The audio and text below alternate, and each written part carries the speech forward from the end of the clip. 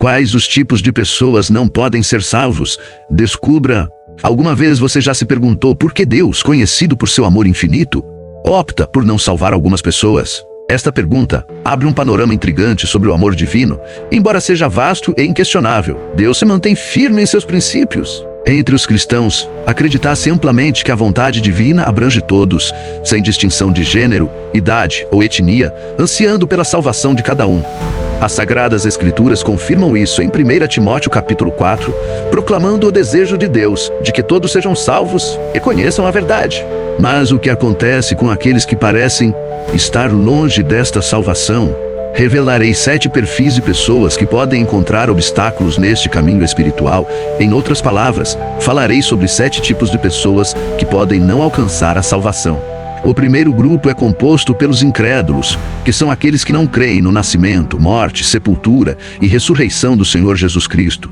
Segundo a Bíblia, essas pessoas não podem alcançar a salvação, pois a única via para a redenção é através da fé em Deus. Sem esta crença, ninguém pode ser salvo dos pecados e da influência de Satanás. Não há outra maneira de alcançar a salvação exceto pela fé em Deus e pela crença em seu Filho Jesus Cristo. O conhecido passagem em João 3, versículo 16, destaca que Deus amou tanto o mundo que entregou a seu único Filho para que todo aquele que nele crê não pereça, mas tenha vida eterna. Muitos podem subestimar a simplicidade deste plano de redenção, e é por isso que a incredulidade é tão perigosa. O segundo grupo de pessoas que, segundo as Escrituras, não podem ser salvos, são aqueles que buscam a salvação por outros meios que não sejam através de Jesus Cristo.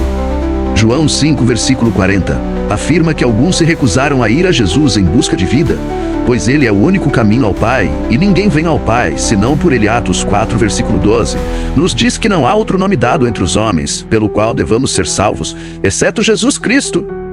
Nada mais pode salvar uma pessoa, nem a inteligência, poder, dinheiro, boa aparência, ou mesmo familiares ou amigos. Somos salvos somente pelo sangue de Jesus, e sua morte na cruz pagou por nossos pecados. O terceiro grupo de pessoas que, segundo as Escrituras, não podem ser salvos são os que buscam a salvação por méritos próprios. Estas pessoas acreditam que suas boas obras e ações altruístas serão suficientes para garantir sua entrada no reino dos céus. No entanto, a Bíblia é clara ao afirmar que a salvação não pode ser alcançada por obras humanas, mas sim pela graça de Deus através da fé em Jesus Cristo. Efésios 2, versículos 8 e 9 nos lembram de que a salvação vem pela graça, mediante a fé, e não é algo que possamos conquistar ou nos orgulhar. Tentar alcançar a salvação por nossos próprios méritos é um equívoco perigoso e uma negação da obra redentora de Cristo na cruz. Portanto, aqueles que confiam em suas boas obras para obter a salvação estão destinados à decepção e ao fracasso espiritual. O terceiro grupo de pessoas que, segundo as Escrituras, não podem ser salvos são os hipócritas. Jesus abordou diretamente esses indivíduos em Mateus 23. Os hipócritas são aqueles que fingem ser o que não são. Eles se apresentam como piedosos e devotos publicamente, mas em suas vidas privadas agem de maneira contrária aos ensinamentos de Deus na igreja, levantam as mãos em adoração, entoam louvores e parecem seguir os mandamentos divinos.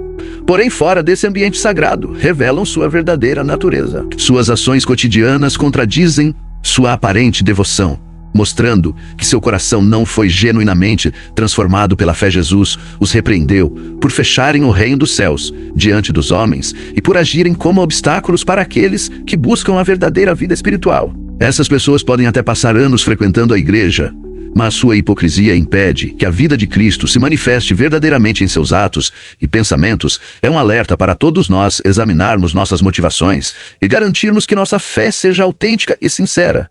Os apóstatas são aqueles que, após terem conhecido a verdade e experimentado a presença de Deus, decidem se afastar e renunciar à sua fé. Segundo Pedro 2, versículos 20 a 22. Essas pessoas se envolvem novamente nos pecados do mundo e sua condição final é pior do que no início. A Bíblia destaca a gravidade de abandonar o caminho da verdade. Após tê-lo conhecido, os apóstatas são como o cão que volta ao seu vômito e o porco lavado que volta ao seu revolcar na lama, mostrando uma triste regressão espiritual.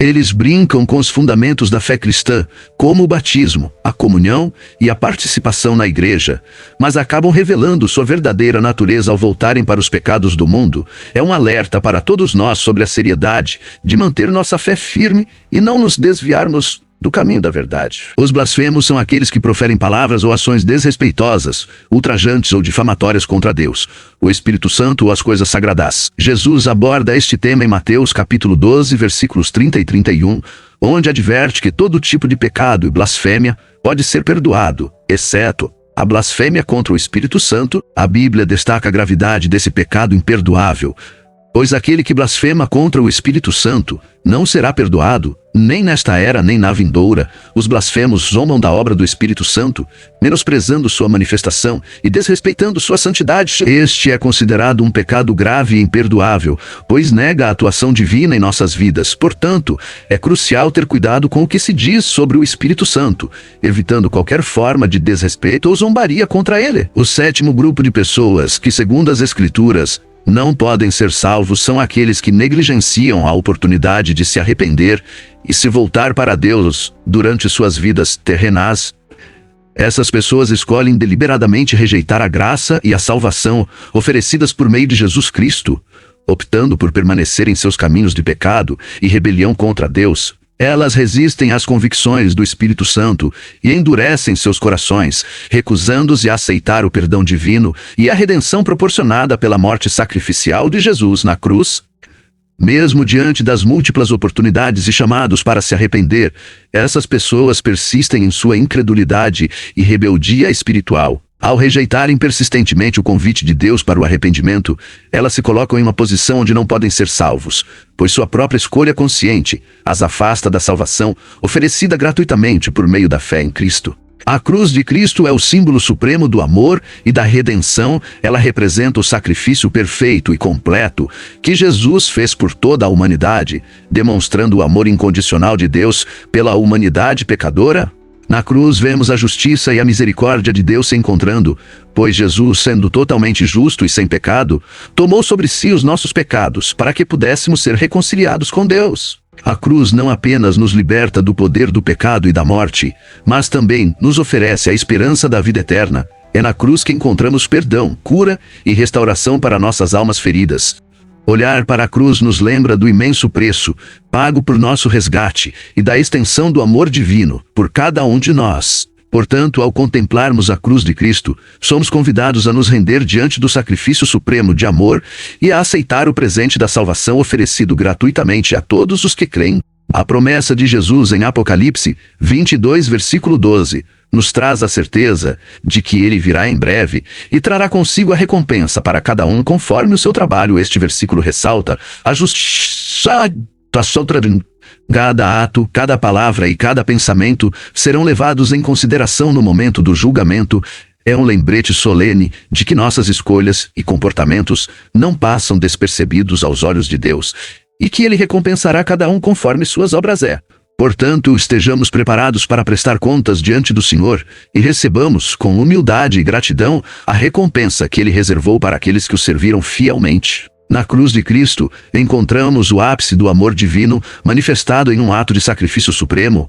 É nesse símbolo de redenção que vemos a união da justiça e da misericórdia de Deus, onde a culpa dos pecadores é substituída pela graça e pelo perdão. A cruz não apenas simboliza a libertação do poder do pecado e da morte, mas também representa a esperança da vida eterna para todos aqueles que creem. Ao contemplarmos a cruz, somos confrontados com a magnitude do amor de Deus, que levou Jesus a dar sua vida por nós, demonstrando o mais profundo ato de amor e reconciliação entre a humanidade e seu Criador. Portanto, ao olharmos para a cruz de Cristo, somos convidados não apenas a reconhecer o sacrifício feito em nosso favor, mas também a aceitar o presente da salvação, oferecido gratuitamente a todos os que creem. Eu convido todos a dedicarem um momento para ver este vídeo completo, participarem nas orações e receberem bênçãos abundantes para vocês, suas famílias e amigos. Que estas reflexões possam guiar nossas vidas rumo à verdadeira compreensão da natureza do amor divino e da própria salvação.